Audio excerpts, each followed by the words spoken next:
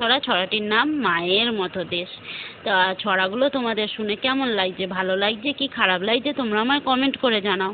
আমি কত কষ্ট করে তোমাদের জন্য এই ছড়াগুলো বলি, তোমাদের যাতে ভালো লাগে। তা তোমরা যদি আমায় না জানাও তোমাদের ভালো লাগলো না খারাপ লাগলো, তাহলে কি আমার ভালো লাগে বলো? আমি তো চেষ্টা করি তোমাদেরকে ভালো ভালো ছড়া শোনাবার, তোমাদের যাতে ভালো লাগে। তা তোমাদের ভালো লাগে না খারাপ লাগে সেগুলো আমায় জানাও অন্তপক্ষে। চলো আজকে ছড়াটা শোনা শুরু করা যাক। মায়ের মতন দেশ।